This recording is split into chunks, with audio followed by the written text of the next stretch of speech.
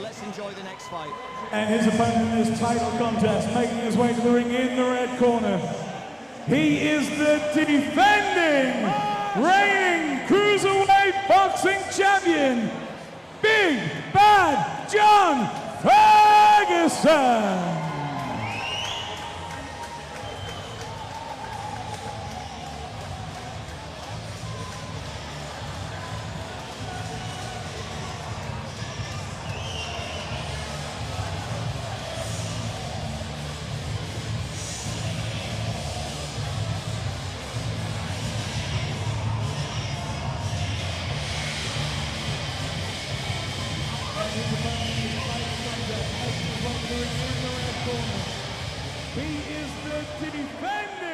Ladies and gentlemen, this is the Fight Fest Cruiserweight Boxing title.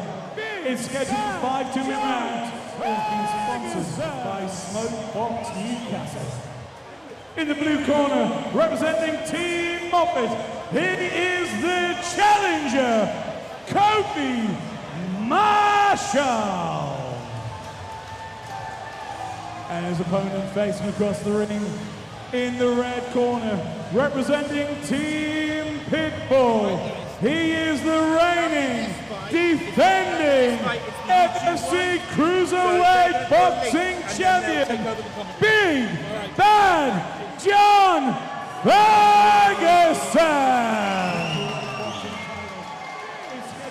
Once again, this title bout is scheduled for 5 2-minute rounds.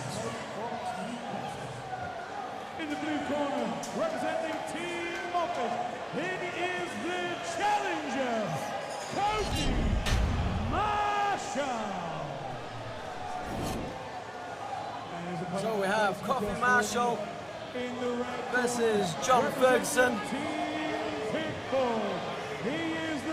Kofi has a considerable height advantage. He's overcoming on his shots a little bit too much already.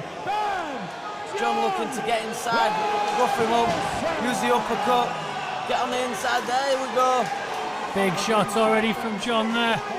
Massive, oh. Kofi just opened his hands wide open and ate some leather there, I think. I've never seen that one before. I've never seen that defense before either. No, defend with your chin.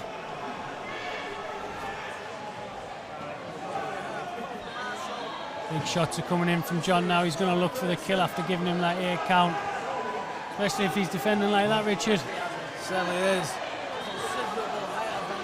Big shots coming from John. Kofi's covering up low. And returning with a shot. Keeps looking away, it doesn't bode well. Big shots already from John there. Was it an attempt to throw some leather then? Hands wide open and ate some leather there, I think.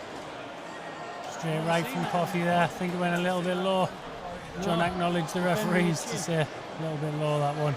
Kofi trying to work behind the jab, control that distance. Coming in from John now, he's going to look for the kill after giving him. Oh, big swing from Kofi there. Swing and a miss. Nearly knocked the referee out. Some good timing coming in. John closing that distance really well after the initial attack. Well. Using that bull-like mentality to get inside. And get in his range. Good round there from John. Obviously a 10-8 round with giving him the standing 8 count. John's using his bull-like mentality to move forward and close that distance, which is great. As a shorter fighter, he needs to be closing that distance quickly. It's just trying to find that window of opportunity after they've thrown the shot out. As the shot's coming back, that's your window of opportunity to get in. So as Kofi was popping his jab out, as he was bringing his hand back to guard, that's John's time to close the distance. And that's how he opened that window. That's how he opened that door. Definitely, yeah. He's coming in lovely with the body shot, right body shot, bringing it right through the middle with them little dirty boxing uppercuts. Yeah. Really nice. We'll say, well, once he got inside, he was able to start working the body. And then that's what draws the guard down. So as he's drawing the guard down,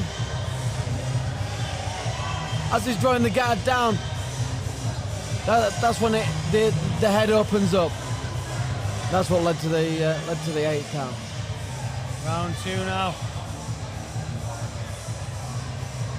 Gary. Kofi looking to control the distance early doors. John just covering up. Big shots thrown from John there. He just needs to not overcommit. Nice Kofi angle change. Big right hand from Kofi there.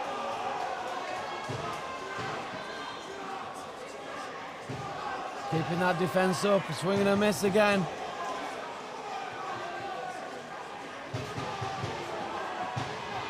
John piling on the pressure now. Finding the opportunity to step in.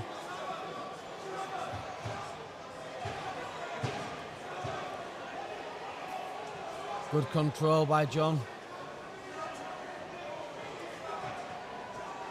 As the taller fighter, when the shorter fighter is holding your head down, it's hard to get that head back up because the weight's all on your back. Kofi moving forward now. A little bit of head movement in there, which John tying him up and then letting his shots go, like you say. A nice little uppercut there by Kofi.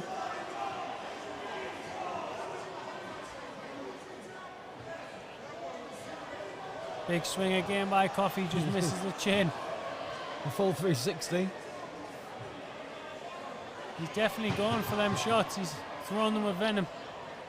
It certainly is, and I suppose this is what you need to find, is that if the taller fighter is not occupying that space, they get drawn into the shorter man power style. Definitely. Rather than using that nice long jab and keeping him out of range, which he should be doing. Well, that would essentially be easier, but he's fighting John at his own game.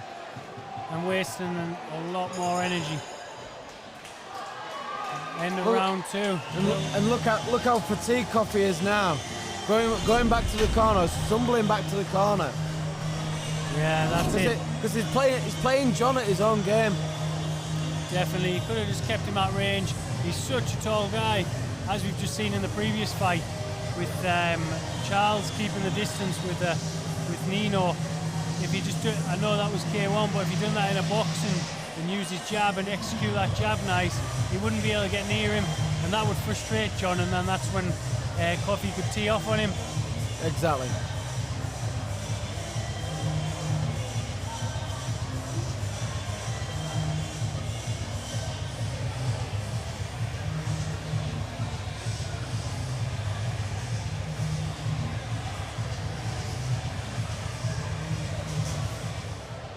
So here we go for round 3. Third and final round. Let's see if Kofi can keep him at range. Let's see if John can get in. But as we were saying previously, with that 10-8 round, it almost wins the fight for John already. Well, big right hand from John there. There's now quite like finishing a fight more decisively than with a knockout. Yeah. No one likes it to go to points. We don't get paid for overtime. Exactly, Richard, that's the one. Fakes coming in from John there. Faking, so he makes Kofi throw that shot. And then as you said, as the shot's coming back in, that's when John's coming in to execute his shots. Good overarm right there from John. A little bit of head movement from Kofi. He's turned his head away a little bit. He's spotting the opportunity for the target.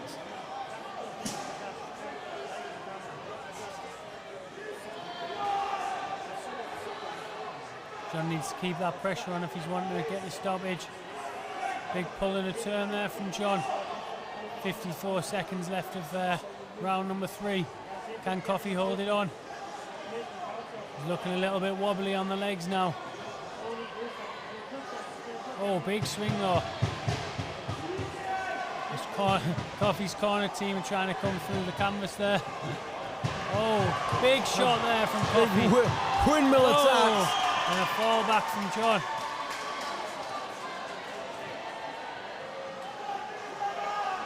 Kofi's tired. He's getting a count as well. Just from being fatigued. Yeah. 10 seconds. He's called it off. There's 10 seconds left of round 3, and Kofi's called it off. He's too fatigued.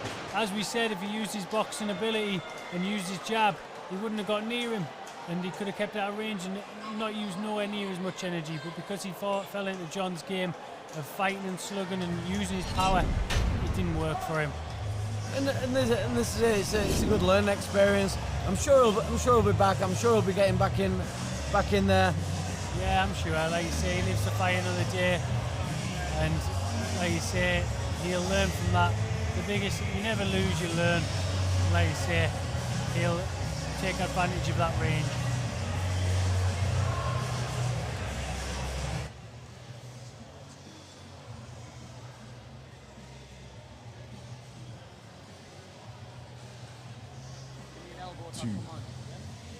An interesting Ladies fight and there gentlemen, with our two please put your hands competitors. together, both our warriors. We're about to get the announcement Wow, now from the we just referee, witnessed Mickey there. Terrell.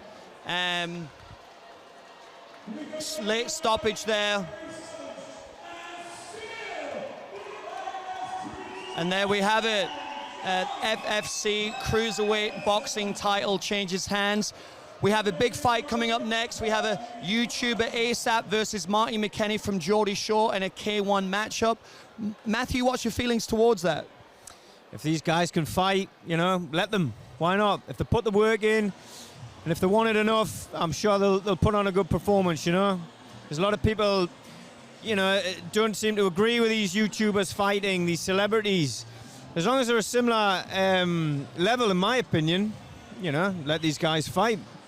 I agree. I mean, obviously Jake Paul's the sensation when it comes to moving from a social media platform, a YouTuber, moving into boxing. I personally feel that he's doing it the right way.